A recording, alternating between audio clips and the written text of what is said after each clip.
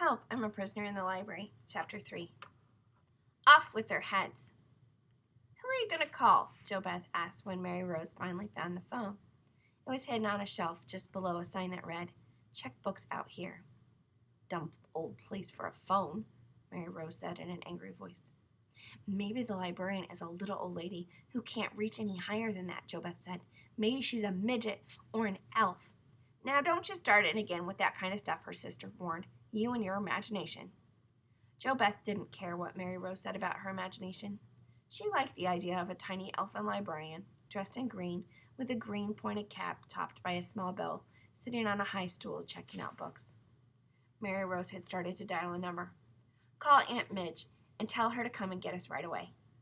Don't start telling me what to do. Mary Rose was still out of sorts. Aunt Madge has only moved to Indianapolis and she hasn't got a phone yet. Well, then call Daddy or Mommy. I don't like this place. Mary Rose didn't pay any attention. She had already dialed the operator and a voice was already speaking to her at the other end. Mary Rose said, "I want to call Fort Wayne Collect." She gave the operator her home number, her mother's name. "I want to talk to Mommy. Give me the phone," JoBeth said. Mary Rose pushed JoBeth's hand away. She listened to the voice on the phone and then she hung up. She pulled at her lower lip with her thumb and forefinger. Something's wrong, JoBeth said quickly. When Mary Rose started pulling her lip that way, she was good and worried. The operator says the phones are down in Fort Wayne on account of the blizzard. What's a blizzard? JoBeth asked. It's a terrible snowstorm, mountains of snow, and gusty winds. That's what they always said on the TV in the weather reports. Gusty winds. You're just making that up, JoBeth wailed. I don't make things up. That's what a blizzard is. It is not. You just like to scare me. You're really mean. JoBeth moved away from her sister. The operator said the blizzard was everywhere. Come on over to the window so we can look out and see it, Mary Rose said more kindly. Out one of the front windows facing out on the porch, the two girls rubbed the wet panes and tried to peer out. It was night. Darkness came early in the winter. Still, the falling snow brightened the world outside, especially when the streetlights gleamed on the twirling flakes. A car went by, moving slowly, and then another. Two young boys hurried past, walking backwards, hunching their heads into their jackets to protect themselves against the wind. The sisters knocked and knocked on the window, but the boys didn't even look their way. It's no use, Mary Rose said. They can't hear us. We're too far from the sidewalk. I know, JoBeth cried. I'll make a sign and put it up on the window. You can if you want to. I'm going to call the police. JoBeth ran back to the librarian's desk. She pulled drawers open until she found what she was looking for. A big sheet of paper, a thick black marking pen, and some Scotch tape. Meanwhile, Mary Rose picked up the phone. Operator, she said. I want the police. Help, JoBeth started to print. Are you in trouble? The operator asked. She sounded suspicious. Yes, we are. Please, I want the police. How do you spell prisoner? JoBeth asked. Just like it sounds. Don't bother me now, JoBeth. This is important. So is this, JoBeth said. Come on, Mary Rose. You know I'm a terrible speller. A voice in Mary Rose's ear came on so quickly that she couldn't catch what the man said. Mumble, mumble, precinct, mumble, mumble, Johnson. He spoke just as Mary Rose was saying to her sister, put down Prison. Who is this? The voice asked. ER, Mary Rose finished quickly. Is this the police? JoBeth shouted into the phone.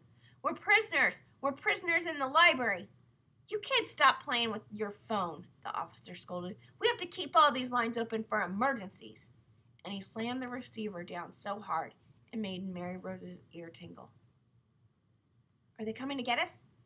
He hung up on me. He didn't even want to listen. Mary Rose didn't know that at that very moment Sergeant Johnson was grumbling. That's the 5th nutty call I've had in the last 15 minutes. This one was something else. Some little kid yelling she was a prisoner. In the library yet.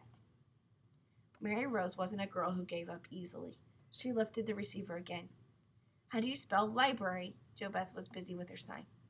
I can't talk to you and talk on the phone at the same time. Just spell it and leave me alone. Hello, operator? I want the fire department. JoBeth, meanwhile, was finishing her sign. It looked fine to her. In big letters, she had printed, Help! I'm a prisoner in the library. Now to hang it up in the window, JoBeth thought. A sign was better than a phone call. People believed in signs. Mary Rose was having a problem. Are you the same little girl who just asked for the police? Yes, but they hung up on me. Is your mother there? The operator asked. When Mary Rose said no, the operator wanted to know, is your father there? He went out to get gas. See, he waited until the tank was empty. Is there any grown-up in the house at all? The operator interrupted. That's what I'm trying to tell you. Why didn't people listen? Nobody's here except me and my little sister. We're locked up in the... Without warning, the phone went dead. No sound came from it at all, not even a hum or a dial tone. At the same time, the lights went out, and the room was swallowed up in darkness. JoBeth called from the window in panic. The lights just went off in the street.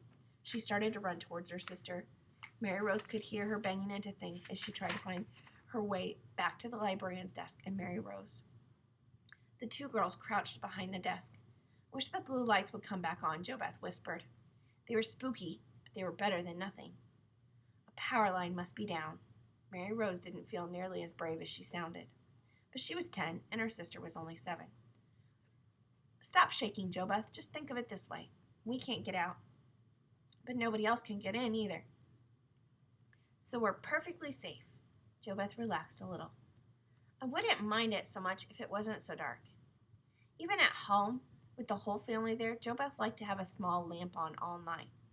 Things came out at you in the night when everyone was asleep, but not so long as there was the tiniest bit of light in the room. Maybe I can find a flashlight in one of these drawers. Mary Rose ran her fingers across the desk and down one side. She pulled a drawer open and slid her hand around inside. Pencils, small pads of paper, paper clips. Wait a minute, what was this? It smelled like chocolate. A candy bar. I'm starved. We never had supper, Mary Rose said. So am I, but we'd better not eat it. It could be poisoned. JoBeth could hardly wait to tear off the wrapper. I'll taste it first, she offered nobly, just in case it is poisoned.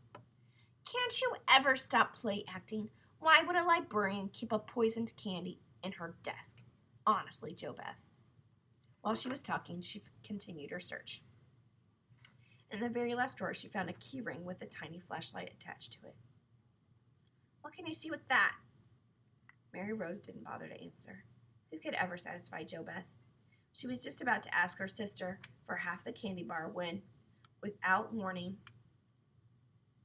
her hand was seized and JoBeth's nails were digging hard into her flesh. I heard something weird. JoBeth had her lips against her sister's ears. Shh! Listen! Something that's flying around in here. Something big. JoBeth was right. Mary Rose could hear it now, too. Whatever it was making a strange, rushing noise, fairly close by. Bats! JoBeth screamed. At the same time, a harsh voice demanded, What's your name, child? What's your name? JoBeth tried to disappear under the desk. Bats! She repeated in terror. Bats don't talk. Mary Rose licked her lips and swallowed. She forgot about the flashlight in her hands. Turning toward where she thought the voice was coming from, she replied, I'm Mary Rose, and this is my little sister, JoBeth. Don't talk to it, JoBeth begged. Off with their heads, the same harsh voice off ordered. Off with their heads! The voice seemed to be moving away. Mary Rose knelt beside her sister. Keep down. I'm going to turn on the flashlight and see who's talking. No, don't. I don't want to see it. But Mary Rose had already pressed the on button. She began to giggle. It's a bird, JoBeth. Come on, you can look now. It's a mynah bird. Like the one in the pet shop? The bird ruffled its feathers, its head to one side. It remarked, Say, how do you do? How do you do? JoBeth grinned. Without thinking, she began to eat her sister's half of the candy bar. When she realized what she was doing, her face turned red. Oh, Mary Rose, I'm sorry. She didn't know what Mary Rose was going to say because at that exact moment, there was a heavy thud over their heads, almost as if someone had fallen down. The moaning started at once.